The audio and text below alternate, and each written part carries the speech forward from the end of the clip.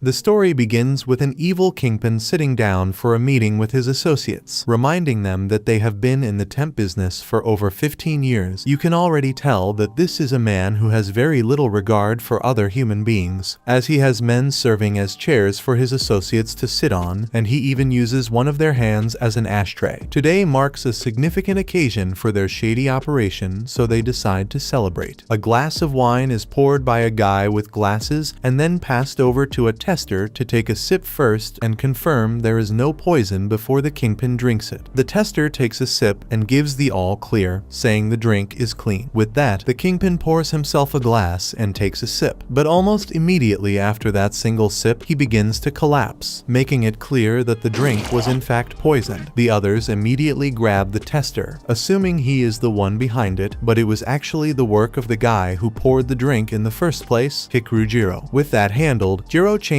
back into his regular clothes and heads home. But on the way he spots a beautiful blonde girl kissing a man inside his car. Gero gets so caught up watching them that he walks straight into a wall. Later that night, after Gero gets home, where he settles in with some ice cream, while his younger sister Akari asks him how he managed to slip the poison past the poison tester. Gero explains that all he did was slowly build up an immunity in the tester over time. He spent 3 months quietly adding small doses of poison to the tester's food until his body was able to withstand a lethal amount. Akari hears this and says that must have been an enormous amount of effort, and Gero admits it definitely was. Nobody would ever expect someone to go to such ridiculous lengths, and that is exactly why they are able to stay in the hitman business. That aside, Akari asks Gero whether he has given any thought to getting married, and Gero nearly chokes on his ice cream at the question. Gero is honestly convinced he has very little hope of ever getting married, especially since he barely comes into contact with women in this line of work. He recalls that their grandmother wants one of them to take over as the new head of the poison clan, and when he told her he could not because he was single, she went ahead and matched him up with a complete stranger from a branch family and nearly pushed him into getting married on the spot. Gero knows this means that if he stays single, the line of poison masters will end with him. Akari acknowledges that, adding that it is not as if she can really picture girls chasing after him anyway. Gero then pulls out his phone and sees a message from the Bugmaster, so he heads out to grab a bite with him. They make small talk for a while and Gero brings up how he plans on spending the rest of his life as a single man. But that is when the Bugmaster mentions that he is actually thinking about getting married soon to a quiet and sweet girl he met not too long ago. Gero genuinely finds this surprising because he always assumed the Bugmaster would end up growing old alone. That aside, the Bugmaster makes a point of reminding Gero that just because he is getting married does not change the fact that they are still good friends. With that said, the Bugmaster activates his bug legs and begins to leave, but Gero calls him back at the last second and tells him that he has always looked at marriage as something negative. But after hearing him talk about it tonight, he is starting to think it might not be so bad after all. The next day, Gero heads to a new job, and on the way there, the man who hired him starts talking about the girls who work at his office, but Gero just brushes it off and tells him to keep his eyes on what they came there to do. That aside, his man goes on to introduce Gero to the next criminal on the list that needs to be taken out, a woman named May, a cold-hearted marriage swindler who has been causing a great deal of trouble. He asks Gero to handle her. Gero wastes no time and injects her with a serum, telling her she is about to experience severe nerve paralysis that will work its way up toward the brain. He tells her that within seconds she is going to be in agony, feeling as though she is being torn apart from the inside. But rather than being frightened by this, May just starts flirting with Gero. Gero does not take the bait and figures it is nothing more than a last-ditch attempt to save herself. May admits that she did con people, but explains that she mainly did it to pay for treatment for her younger brother who is very sick. She says she grabbed every opportunity she could find and took on jobs she could never tell a single person about. But even that was never enough. She coughs up some blood as the poison begins to take hold, and adds that if she is going to die with someone who looks just like the man she loves watching over her, then she supposes that is good enough for her. She looks Gero straight in the eyes and asks him to at least tell her his name before it is over. Gero feels a slight warmth rise to his face as he quietly tells her. Meanwhile, the man watches Gero work through a screen, and the girls around start to wonder why it is taking him so long, questioning whether he is actually as good as people say. But the man just tells them to relax because he comes from the Gero family, one of the oldest and most respected names in the assassination business, so he has no doubt he will get the job done. Back with Gero, he finds himself genuinely wondering whether May actually has real feelings for him, but that is when Akari suddenly calls and tells him that she is moving back to the main house because she has decided to help produce the next heir to the Gero family and the new poison master. One of the branch family members is also looking for a partner, so she has decided to simply marry him. Gero cuts her off and tells her she does not have to go that far, but Akari reminds him that their grandmother is completely serious about getting an heir, and even said that if Akari refuses, she will strip away her freedom and force the matter. So Akari would rather do things her own way and on her own terms. Gero asks what will happen to her girlfriend, and Akari simply says she is going to have to end things with her. Gero tells her to hold on and not do anything just yet. He walks back over to May and asks her to marry him. He explains that in order to become the head of the poison clan, he needs to be married, and since she at least has feelings for him, he wants it to be her. He also mentions that he would be able to help with her brother's illness on top of that. May looks up at him with a bright expression that briefly makes Gero smile, but then her face goes completely cold as she tells him there is absolutely no way she would ever agree to that. She explains that she knew she was going to die anyway, so she just wanted to take one last shot at something for the fun of it, and now she can go in peace. She then tells him that other people fall in love and get married because they are genuinely right for each other, but in his case, he is never going to be a good match for someone he could end at any moment without a second thought. She tells him that if he ever wants to be a good match for someone, he has to start by being honest about how he really feels, because a marriage built only for inheritance will never last. Gero hears this and finally opens up. He tells her that even though he is meant to be a cold-blooded assassin, he still wants a quiet life with someone he loves. He wants someone who will love him for who he is and truly care about his feelings. But he believes that will never happen because he never went to a normal school and never had the chance to meet any girls. He has lived his whole life as a poison master, and he was trained to never open his heart to anyone. May starts to laugh when she hears this because he just shared his feelings with her even though they only just met. She tells him it is not as hard as he thinks. All he needs to do is meet different kinds of people, and sooner or later he will find the right one. Then she tells him to just finish the job. As she says this, she begins to cry, realizing that her little brother's medical bills will never be paid now. Suddenly, the handler arrives with his group and tells Gero to stop wasting time and kill May already. But Gero refuses. He says he is not going to kill her because he needs her. He believes that May must be skilled at bringing people together if she was chosen to marry into their group, so he wants to hire her for that. He promises that he will do everything he can to keep her and her little brother alive, and in return, he wants her to help him find someone to marry. May is surprised and a bit excited when she hears this, because no one has ever said something like that to her before, but a bullet suddenly flies past her face. The handler says he is disappointed in Gero, and now he has no choice but to kill him. He adds that killing the heir of the poison master will push them to the top of their field. Gero says that the handler and his group ruin people's lives by stealing jobs from ordinary people and then blackmailing them with what they find. Gero explains that he only kills bad people without guilt, so that means they all qualify. Gero then injects himself with one of his serums, and it affects his body right away. His eyes turn green, and he puts on a gas mask. The handler and his group start shooting at him without holding back, but when the bullets stop, both Gero and May are gone. The handler looks up and sees them on the ceiling, but by then it is already too late. In the next moment, all of his men are on the ground, weak and unable to stand, because Gero has poisoned them. May is shocked to see how skilled Gero really is, because she thought he was just talking before. Gero tells her that he only used his 300 torments of hell poison, so they will not die, but the pain and fear should be enough to keep them from doing this kind of work again. After that, Gero calls Akari and tells her not to break up with her girlfriend, because he is going to get married and take over as the new head of the poison clan. Akari is happy to hear this. At that moment, the handler tries to escape. However, he runs straight into a one-way mirror and gets stuck. Gero then throws a poison needle into his back, giving him the same effect as the others and stopping him from getting away. After that, they leave the building and get ready to enter a taxi. quickly. May still cannot move because she is in the chair, so she asks Gero to carry her. Gero starts to panic right away because he has never touched a girl outside of work. May tells him to relax, then reveals that she is actually a guy. This shocks Gero and leaves him speechless. They go to a hotel where Gero confirms that May is really a guy. He asks why May wears women's clothes. May explains that he dresses as a woman when he tricks men, and dresses as a man when he tricks women. He says it is more fun to play both sides. May then promises Gero that by the time he is done helping him, he will be able to attract both men and women. May tells Gero that he has already signed him up for a matchmaking event and asks him to fill in his details. The next day, they attend the event and notice that there are far more men than women. To fix this, May dresses as a woman and draws attention from many of the men, which reduces the number of rivals Gero has to deal with. Gero learns that first impressions matter a lot, so May decides they need to find his natural charm and bring it out. When Gero talks to his first girl, he immediately tells her that he makes millions of dollars every year. This causes her to lose interest and reject him. When he tells May what happened, May is not surprised. He explains that leading with money only makes him look arrogant. May tells Gero to smile more next time. When Gero tries this with another group of girls, his smile looks forced and uncomfortable, and they all reject him. By the end of the day, Gero becomes frustrated because everything went worse than he expected. May then shows Gero a dating app that he signed him up for and tells him he already has a date. Later, during the date, Gero struggles to eat because he was trained as a poison master to never eat food he did not prepare himself. By the time he finally gathers the courage to take a bite, his date has already left. After all this, they decide to stop for the day and try again tomorrow. As May turns to go home, a jeep suddenly drives past, and someone pulls him inside before speeding away. Gero sees this and runs after the car, but he cannot catch up. Inside the car, the man asks May what he did to his older brother, the handler from earlier, and why he suddenly left the family cleaning services. May says he knows nothing about it, but the man does not believe him. He shoots a lead pellet at May from his mouth, which hits his face and causes pain. May still denies any knowledge. The man prepares to fire again. At that moment, the driver sees Gero standing in the middle of the road. They decide not to stop and try to run him over. Just before the car hits him, Gero jumps over it and strikes it with a special thermo poison. The attack is strong enough to split the moving car into two parts. Gero chases the broken car and catches up. As May's side of the car begins to fall off a bridge, Gero reaches him just in time and pulls him to safety, while the others fall into the water below. As Gero holds May, he returns the phone May dropped earlier and thanks him for the day. He says that because of May, he was able to meet many girls in one day. He admits that he is not good at this, but he still wants May's help. May realizes that Gero did not even get a single contact from the event, so he asks for Gero's number. May becomes Gero's first real friend, even though he doubts he will make many more. As they walk back together, May looks at Gero and feels drawn to him. In that moment, he understands that this is Gero's true charm. The next day, May shows Gero a flyer and tells him to meet her the following afternoon at the Avocado Oceanic Art Gallery. Gero has absolutely no idea how an art gallery on a cruise ship has anything to do with helping him find his charm, but May just tells him to trust the process and go along with it. Then the next day, May meets up with Gero at the entrance to the cruise ship and Gero is genuinely stunned by how beautiful she looks. Shortly after, the two of them step inside the art gallery and Gero is immediately caught off guard by just how breathtaking the scenery inside is, though he still cannot figure out why May brought him here of all places. May then explains that today is going to serve as his rehearsal for what a first date should actually look and feel like, with her playing the role of his date. She points out that even if Gero were to somehow manage to get a girl's number and set up a real date, the way he carries himself right now would make the whole thing go terribly, so she thinks it is far better to go in having practiced and prepared properly. Their mock date gets underway and May starts deducting points from Gero every time he comes across as either too stiff or too awkward in the way he acts. But then, after a little while of walking around, Gero stops in his tracks when he spots a 40-year-old DIY candy kit on display, valued at over 30 million yen. Something about it gets Gero talking naturally and with genuine personality, and he ends up having a surprisingly charming conversation with May all about the candy kit without even trying. May is impressed enough to award him 30 bonus points on the spot caught, and for the first time she feels a real sense of hope for what he might be capable of. A little while later, Mei draws Gero's attention to a strange-looking man sitting on the floor nearby, fidgeting away to himself, and she asks Gero what he makes of him. Gero's first instinct is that the man must either be homeless or dealing with some kind of mental health issue. But then a group of tourists suddenly spot the man and immediately flock around him in excitement. Mei explains that the man is none other than Mr. Shiratori, one of the most celebrated and well-known young painters in the entire country. She uses him as a living example to show Gero that people are generally drawn to others because of their unique talents and gifts. Mr. Shiratori might look and behave in a way that seems completely odd to a stranger, but his fans would not have him any other way because he has already won them over entirely through his extraordinary ability. Gero takes that on board, but tells her he does not think he has anything like that going for him. Mei tells him that he is wrong about that. She brings up what happened back with the handler, where he cleared out an entire room full of dangerous men and got her out of there all on his own. She tells him she has absolutely no doubt that something like that is a genuine part of his charm. With that said, she tells him to forget about dating apps and matchmaking parties because she believes the best way for him to find a partner is by helping people. She suggests things like rescuing hostages, protecting important people, and letting girls notice him while he does good work. Gero is surprised by this idea because he is a poison master and his usual job is to assassinate people. However, Mei explains that there is no rule that says he cannot also help others. Hearing this makes Gero start to think about it seriously. Later that night, the guards notice that a valuable piece of artwork is missing. They quickly assume that Himekawa is responsible. The guards inform the ship's pilot, and he starts checking for any nearby boats that might have left the cruise ship. When he finds nothing, they conclude that Himekawa must still be somewhere on board. What they do not realize is that Himekawa is already far below sea level, moving toward land with her shark, Chomsky. She arrives near the shore and sees her teammates waving at her, so she believes she has escaped safely. Suddenly, a whirlpool forms and pulls her teammates in, catching her by surprise, and then a person in a white suit jumps down toward her. At the same time, Gero and Mei are at a buffet. Gero is now seriously thinking about the idea of saving people, so he asks Mei where he can find jobs like that. Mei shows him a website called Dark Nav, where different kinds of jobs are listed, including capturing criminals and stopping smugglers. She is surprised that Gero has never heard of it before, and Gero explains that he usually gets his work through brokers. Gero spends some time looking through the website until he finds a rescue mission involving Himekawa. The report says that she has been captured by bandits who are demanding the return of artworks that law enforcement has taken in exchange for her release. Himekawa is known by many as a famous thief, but the truth is different. Wealthy and cruel collectors often steal art from people who cannot defend themselves, and Himekawa secretly returns those stolen pieces to their rightful owners. Because of this, she has loyal supporters. A fan club dedicated to her is the one that hired Gero to rescue her. Mei is not at all surprised that Gero is the only one who showed up for the job, since there would not be many people willing to take on something this high risk for such little pay, though she figures this might actually work in their favor because with barely any competition around, it gives Gero the perfect opportunity to step up and be her knight in shining armor. Gero introduces himself as one of the poison masters, and the men who hired him are visibly stunned to find themselves in the presence of an actual poison master. Meanwhile, the kidnapper leans over to Himekawa and taunts her, telling her he has never come across anyone as beautiful as her before and asking her to switch sides and join him. But Himekawa refuses flat out, telling him that she only steals for causes she genuinely believes in and that her mission is to return every piece of artwork he has stolen back to the people it rightfully belongs to. One of the paintings he took belonged to a little girl whose mother had passed away, and Himekawa once made that little girl a personal promise that she was going to steal it back for her no matter what. The kidnapper gets irritated hearing all of this and calls Ushio over, who grabs her by the throat and dumps water over her without a second thought. Meanwhile, Gero and Mei get the rescue mission underway and work their way through a mall. That is when they come around a corner and run straight into two guards armed with guns. But Gero steps right in front of her and drops both guards with a single split kick before they can do anything. Mei starts to think she should just hang back and sit the rest of the mission out, but Gero reaches down and helps her back up, telling her plainly that he needs her with him. which is enough to give her the boost of confidence she needs to keep going. Meanwhile, Ushio continues to pour his ferrofluid over Himekawa, but the boss tells him to cut it out and go deal with the intruders who have just broken in. So Ushio heads off to take care of them. Back with Gero and Mei as they continue pushing forward through the ship. Gero starts quietly rehearsing the lines he plans to use on Himekawa when he finally gets to her. That is when they walk straight into another group of guards blocking their path, but Gero handles all of them with ease using his martial arts, casually taking each one down while continuing to practice his pickup lines out loud with Mei in between strikes. They both then enter an elevator together and go down to the lower area. At the same time, the boss aims a gun at Himekawa. At first, she thinks he is going to kill her in a weak way, but then he changes and points the gun at the painting instead. He tells her to obey everything he says, or he will destroy the painting. Himekawa immediately realizes it is the same painting she promised to return to a small girl. She cannot allow it to be damaged, so she agrees to follow his orders without resistance. Then suddenly, the boss's arms are blown off by an unknown force, and he becomes extremely scared and starts panicking. After that, a strange being appears from the wall, moves into his body, and burns him alive from inside. However, this is not actually happening in reality. It is only a hallucination created because of the poison that Gero had previously given him. Gero then walks forward calmly and introduces himself to Himekawa. He tells her that he is the master who has come to rescue her. Himekawa is shocked that a master personally came to save her. She also quickly tells Gero that she does not have enough money to pay him for this job, which catches him completely off guard because he did not plan what to say next after his introduction. Right after that, Mei enters the room and starts trying to remove the chains that are holding Himekawa, but suddenly, Ushio appears from behind and grabs Himekawa tightly, stopping her movement. In response to this, Gero immediately injects himself with an augmentation serum that increases his physical abilities many times over his normal limit. He then rushes straight toward Ushio,